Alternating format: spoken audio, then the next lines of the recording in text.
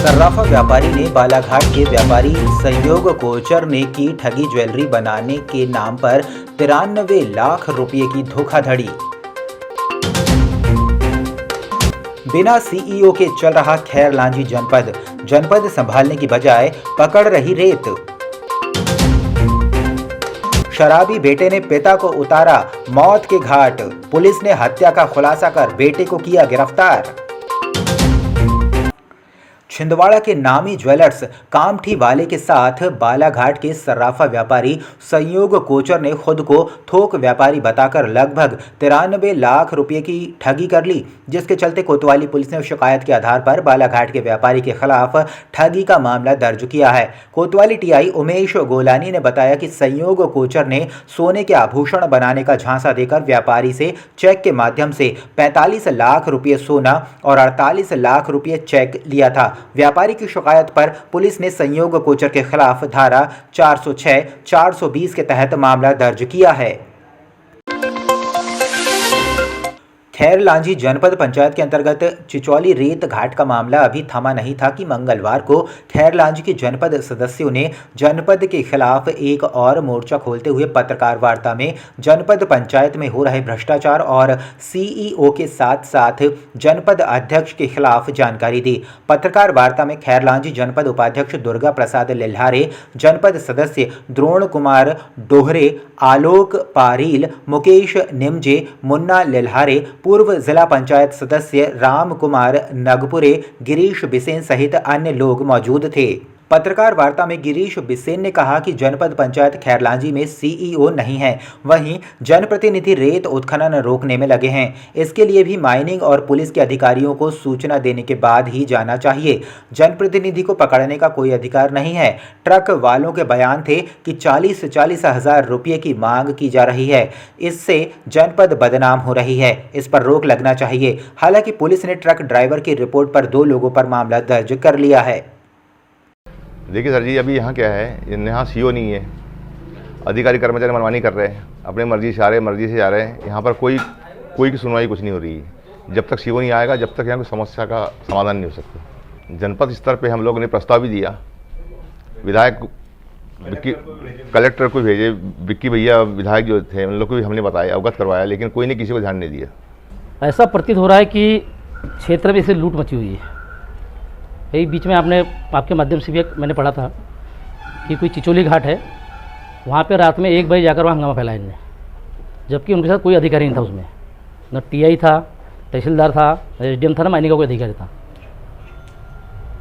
मुझे इसके बाद भी ऐसा पता चला है कि बादा कंपनी का एक जो आदमी है और हमारे एक पत्रकार है, ये इनके घर गए। उनके घर जाने के बाद पता चला कि उनने इनसे 50 लाख रुपए की मांग की है। ऐसी पूरी क्षेत्र में जनचर्चा है। इसके अलावा क्षेत्र में जितने भी काम हो रहे हैं, जैसे ग्राम पंचायत में पुल पुलिया बन रहा है, क्या होता है कि पंचायत अपनी सुविधा के अनुसार कुछ ठेकेदारों को काम दे देती है, उनसे भी जनपद अध्यक्ष उसके जो मिस्टर है वो भी उनसे पैसा मांगते हैं। जनपद जो पहले के हिसाब से चलना चाहिए वो नहीं चल रही है। कोई देखने वाला नहीं है, सीओ नहीं है, ये तो भैया ने बता ही दिए। तहसील का बेहाल है, वो भी आपको मालूम है। हॉस्पिटल का बेहाल है, जितने एनएमएम कोई नहीं रहती है सबके लिए, जबकि व्यवस्था सरकार ने कर दी वहाँ रहने के लिए, मकान पुराने अप टू डेट करके दी हर गांव में। यहाँ जो हमारी जनपद में जो सब इंजीनियर है, जिनकी जो लंबे समय से जिनका फील्ड जमा हुआ है, 8-8, 10-10 साल से उनका ट्रांसफ़र इधर उधर नहीं हुआ है, अब वो ऐसे हो गए हैं जैसे अब वो अपनी मर्जी के मालिक हो गए हैं। वो आते जाते, कब जाते, जनपद में लगभग आना नहीं होता, हमेशा फील्ड पर रहते। यानी सरपंचों के साथ अब उनका घरेलू संबंध हो गया है। उनके गांव जाके, पंचायत जाके वो लोग मूल्यांकन कर रहे हैं, उनका बिल बना रहे हैं, सारी चीज़ इंजीनियर कर रहे हैं। ये सब चीज़ों के लिए हमने भी लगातार मांग की है कि इनके सेक्टर में परिवर्तन लाया जाए, जो अभी तक उनके सेक्टर में परिवर्तन नहीं लाया। जिले के पुलिस थाना परसवाड़ा अंतर्गत ग्राम चीनी में एक शराबी बेटे ने अपने ही पिता की हत्या कर पुलिस को गुमराह करने का असफल प्रयास किया। घटना के 24 घंटे के अंदर ही परसवाड़ा पुलिस ने इस हत्याकांड का पर्दाफाश करते हुए खुलासा किया कि विगत दिवस ग्राम चीनी निवासी 26 वर्षीय युवक राजेंद्र पुलिस थाना परसवाड़ा में आकर प्राथमिकी दर्ज कराई थी कि उसके पिता सो रहे थे, उठाने पर नहीं उठ रहे हैं। परसवाड़ा पुलिस को मौत संदेहास्पद लगी और जांच के बाद पाया कि प्रार्थी राजेंद्र ही अपने पिता का हत्यारा है। पिता से पैसा नहीं मिलने पर गला दबाकर उसकी हत्या कर दी। हत्यारे राजेंद्र को पुलिस द्वारा गिरफ्तार कर न्यायालय में पेश किया गया, जहां से उसे उप जेल बैहर भेज दिया गया है। घटना दिनांक को राजेंद्र उइके ने अपने पिता से मोटरसाइकिल की किस्त चुकाने के लिए पैसे मांगा, जिसमें बाप और बेटे में वाद विवाद हो गया। इसी विवाद के दौरान राजेंद्र उइके ने अपने पिता गेंदलाल उइके को लात घूंसों से मारपीट कर दिया और गले दबाकर हत्या कर दिया।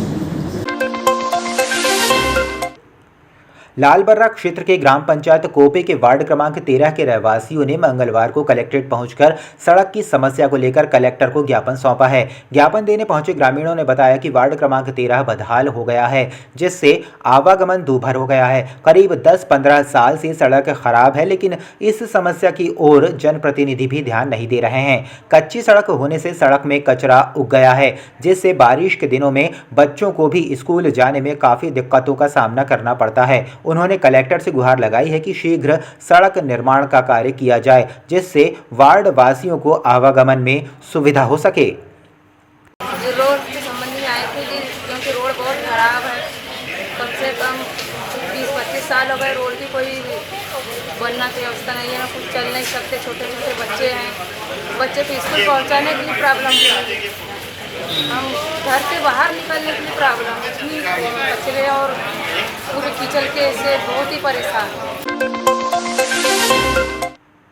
कलेक्ट्रेट कार्यालय में 1 दर्जन से अधिक शासकीय कार्यालय संचालित हो रहे हैं, जहां हर मंगलवार जन सुनवाई भी लगती है, जिससे दिव्यांग बुजुर्ग भी अपनी समस्याओं को लेकर कलेक्ट्रेट पहुंचते हैं। इसके अलावा जमीन की रजिस्ट्री कराने में दिव्यांग व बुजुर्गों को लाया जाता है, लेकिन कलेक्ट्रेट में व्हीलचेयर की सुविधा नहीं होने से दिव्यांग व बुजुर्गों को उनके परिजनों द्वारा गोद में उठाकर या सहारा देकर कार्यालय तक पहुँचाया जाता है। इसी तरह का नज़ारा मंगलवार को भी देखने को मिला, जब जन सुनवाई में दिव्यांग देवेंद्र पिता सुखचंद अपने पड़ोसी के साथ इलेक्ट्रिक ट्राइसिकल प्रदान करने की मांग को लेकर पहुंचा, जिसे उसके पड़ोसी द्वारा सहारा देकर कार्यालय के अंदर तक पहुंचाया गया, जिसकी जानकारी एसडीएम को मिलने पर उन्होंने तत्काल व्हीलचेयर की सुविधा उपलब्ध करवाई।